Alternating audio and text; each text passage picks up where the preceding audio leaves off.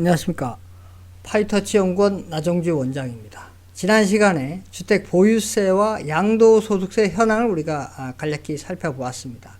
이번 시간에는 지난 시간에 말씀드린 것과 같이 주택 양도소득세 인상과 주택 보유세 인상에 따른 경제적 파급 효과를 상호 비교함으로써 어느 정책이 과연 주택 보유세를 올리는 것이 나은지 아니면 주택 양도소득세를 올리는 것이 나은지 살펴보도록 하겠습니다. 기본적으로 이렇게 세금을 많이 거두면은 경제적 악영향이 두 경우에도 다 발생되겠죠. 그러나 어느 쪽이 더 악영향이 덜 발생하는지 그것을 살펴봄으로써 굳이 이 세금을 올려야 될 경우 보유세를 올리는 것이 맞는지 양도소득세를 올리는 것이 맞는지 살펴보도록 하겠습니다. 주택 보유세를 올림으로써 지금 여러 가지 특히 은퇴하고 소득이 없는 분들에 한해서 이 주택 보유세를 낼 수 있는 그 소득이 없기 때문에 심할 경우는 집을 팔아야 되는 그런 경우가 발생되고 있습니다. 그런데 스웨덴처럼 보유세는 낮추고 양도소득세를 올리는 것이 더 효과적이지 않나 이런 얘기들이 있는데, 즉 주택 가격이 올라서 거기에 따라서 내가 세금을 내는 것이 아니라, 즉 주택 가격이 올랐다고 해서 내가 시세 차익을 본 것은 아니니까 이 양도소득의 경우에는 매매를 해서 내가 시세 차익을 본 경우니까 이 경우에는 세금을 내는 것은 뭐 타당한데, 내가 시세 차익을 현실화시키지 않은 그런 보유세에 대해서 내가 세금을 내는 것은 타당하지 않다. 이런 주장들이 있는데, 지금 그게 스웨덴 모델인데 그것이 정말 맞는지 좀 살펴보도록 하겠습니다. 자, 그러면은 주택 보유세와 주택 양도소득세를 인상에 따른 경제적 파급 효과를 살펴보기 위한 기본 데이터들이 필요합니다. 그 기본 데이터를 좀 살펴보도록 하겠습니다. 먼저 주요국의 부동산 보유세 실효세율입니다. 2018년도 기준인데 한국의 경우에는 이제 0.16%이고 미국은 0.99%, 엄청 높죠. 우리나라에 비해서. 그리고 이제 일본의 경우 0.52%입니다. 평균적으로 이 8개국에 대한 평균은 0.54%가 되겠습니다. 그러니까 우리나라는 이제 평균에 비해서 한참 이제 못 미치는 것을 알 수가 있습니다. 우리나라보다 낮은 경우는 이제 독일의 경우가 0.11%이고, 우리나라보다 이제 다음으로 이제 높은 것이 바로 호주가 되겠는데 0.34%가 되겠습니다. 호주의 경우 약 이제 2배보다 약간 이제 높은 경우가 되겠죠. 그러니까 우리나라의 부동산 보유세 실효세율은 주요국 8개국에 비교해 볼 때 그렇게 높지 않습니다. 평균보다 좀 많이 낮은 수준이 되겠습니다.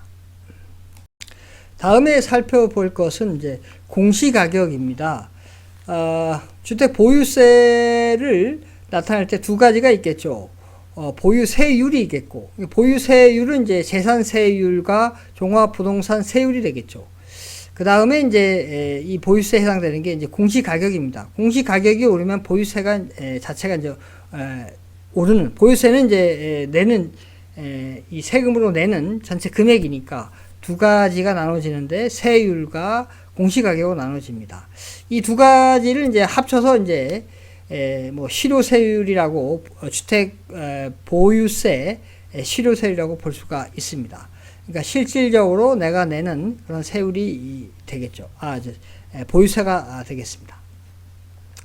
자, 그래서 이제 공시가격을 살펴보면 먼저 아파트, 공동주택의 이제 공시가격입니다. 이 공시가격은 여러분들 이제 기사에서 많이 보셨을 건데, 90%까지 올리겠다. 이제 그게 이제 공시가격의 현실화율입니다. 그러니까 시세 대비해서 이 정부에서 공시하는 이 가격이 실질적으로 몇 %냐. 이제 90%라는 건 이제 실제 시세 대비해서 10% 낮은 경우가 되겠죠.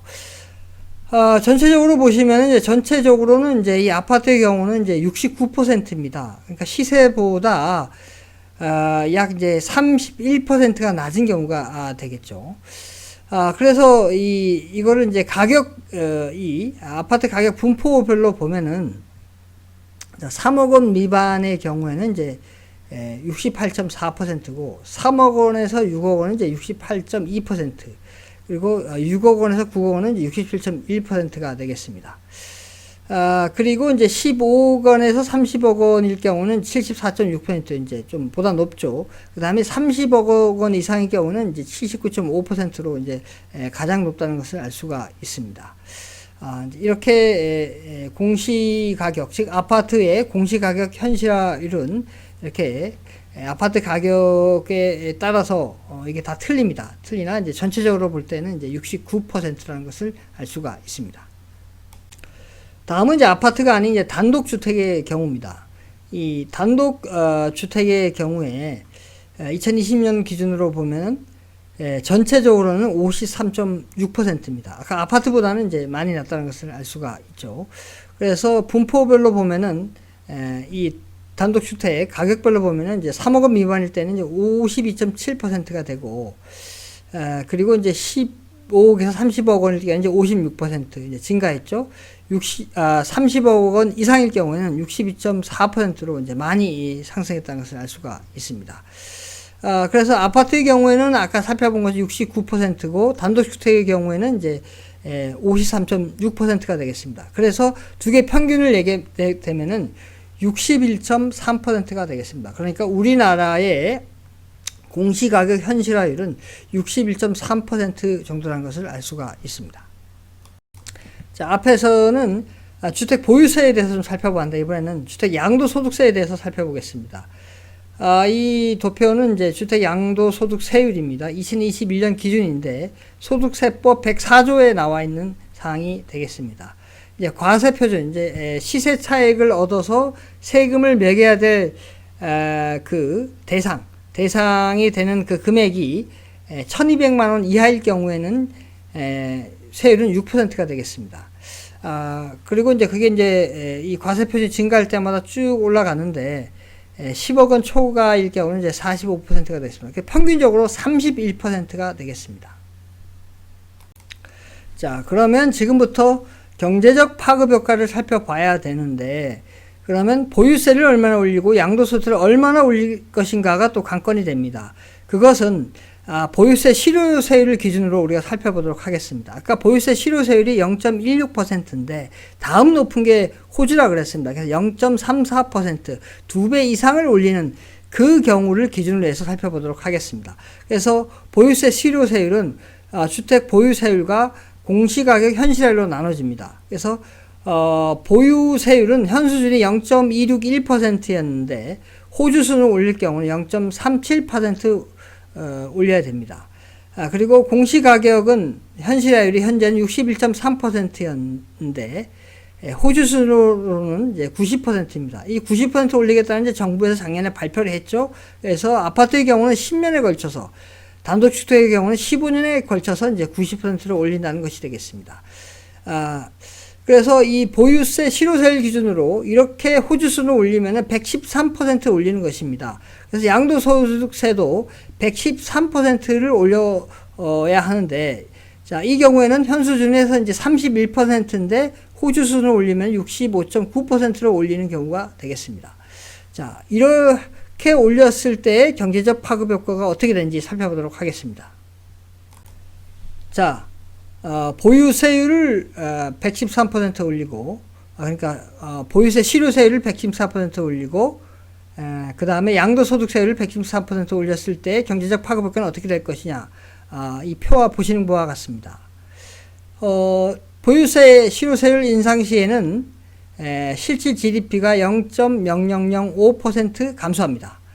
양도소득세율 인상 시에는 0.0001% 감소합니다. 그러니까 이 보유세를 올렸을 때가 6배 더 악영향이 있습니다. 실질 GDP의 경우. 일자리의 경우에는 0.0005% 보유세를 인상했을 경우, 양도소득세를 인상했을 경우는 0.0001%가 되겠습니다. 그래서 5배의 차이가 나는데, 그러니까 보유세를 올렸을 경우에 일자리가 5배 더 악화된다는 걸 알 수 있고, 소비의 경우에는 보유세를 인상했을 때는 0.0884% 감소하는데 양도소득세는 0.0034% 감소합니다. 그래서 이 경우에 차이가 많이 나는데 보유세를 인상했을 때가 26배 더 소비가 더 악화된다는 것을 알 수가 있습니다.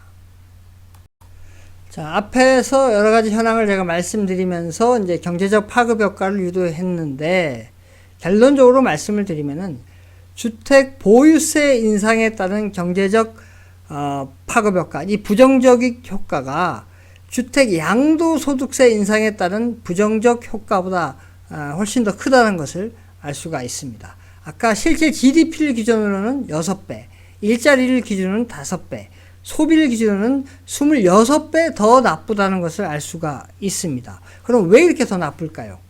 자, 생각을 해 보십시오. 주택은 대부분 가지고 있는 사람이 대부분이고 거기서 매매하는 사람은 극소수에 해당됩니다. 그 소수의 사람들로부터 이제 양도소득세율이 적용되는 거죠. 그러니까 집을 갖고 있는 대다수에 적용되는 보유세, 이것을 인상하면 훨씬 더 경제적 악영향이 발생되겠죠.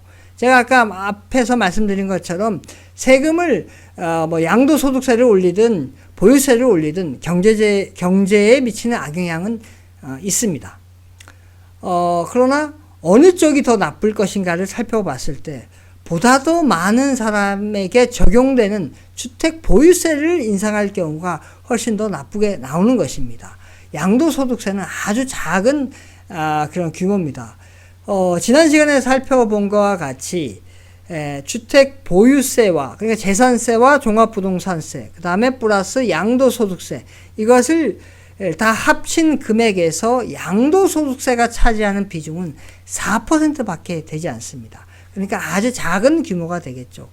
그렇기 때문에 양도소득세에 만약에 세금을 올려야 되는 것이 불가피하다면 양도소득세를 올리는 것이 보유세를 올리는 것보다 더 경제에 악영향이 적게 나타난다는 것을 말씀을 드리고자 합니다. 오늘은 여기까지 하겠습니다. 구독, 좋아요 부탁드립니다. 감사합니다.